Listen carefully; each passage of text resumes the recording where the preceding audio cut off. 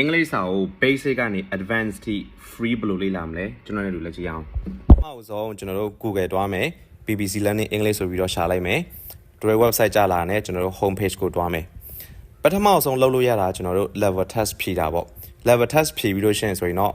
မဖြေလဲရတယ်ဖြေလို့ရှိရင်တော့ကိုဘယ် level ရောက်နေမလဲတည်တယ်ဥပမာကိုက upper intermediate level ရောက်နေတယ်ထင်လို့ရှိရင် upper intermediate level test ကိုကျွန်တော်တို့ဖြေကြည့်လိုက် test ဖြေထားလဲရှင်းရှင်းလေးပဲအဲ့ဒါရွေးမယ်ဒီမှာ begin activity ဆိုပြီးတော့ကို level ကို test လုပ်ကြည့်မယ် test ဖြေပြီးလို့ကိုကသဘောကျပြီဆိုရင် courses ကိုတွားမယ် course home ကိုရွေးမယ်ပြီးတော့ကိုတက်ချင်တဲ့ course ကပါလဲ easy လား medium လားနောက်ဆုံးကိုက towards advance ကိုလုပ်ချင်တယ်ဆိုရင်လည်း advance ကိုရွေးလိုက်ဒီနေ့မှာ unit 1ကျွန်တော်ကြာလာပြီ unit တစ်ခုမှာကျွန်တော် session 5ခုရှိရယ်ဒီ session 5ခုပြီးတော့လို့ရှိရင် unit တစ်ခုပြီးရယ်ပေါ့အဲဆိုတော့ unit ကလည်းနည်းနည်းတော့မဟုတ်ကျွန်တော် unit ပေါင်း30ရှိတယ်အဲဆိုတော့ unit တစ်ခုမှာ session 5ခုရှိရယ်ဆိုတော့အားရပါရအောင်လေ့လာလို့ရတယ် courses မဟုတ်ဘဲနဲ့ကျွန်တော် grammar ပဲတည်တံ့လေ့လာချင်တယ်ဆိုရင်လည်း grammar session တွားမယ်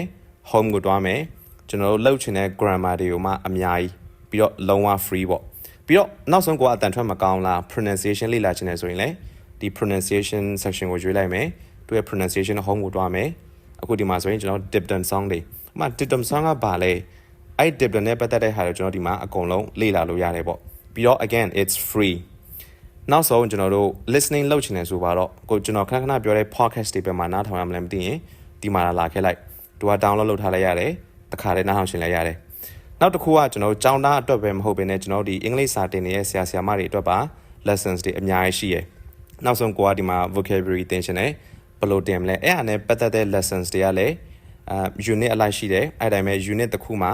session 5ခုရှိမယ်အဲ့ဆိုတော့ကျွန်တော်တို့အားရပါရပဲပြီးရင်အင်္ဂလိပ်စာလေ့လာပြီးလို့ကိုကအလုပ်ပြင်ဆင်ချင်တယ်ဆိုရင်လည်းဒီ business English မှာမှခုနပြောလို့ပဲလေ့လာစရာတွေအများကြီးရှိတယ် listening အပိုင်း reading အပိုင်း writing အပိုင်းနောက်ဆိုဒီမှာ job application ကျွန်တော် job application ဘယ်လိုလုပ်မလဲအများကြီးပဲ try it out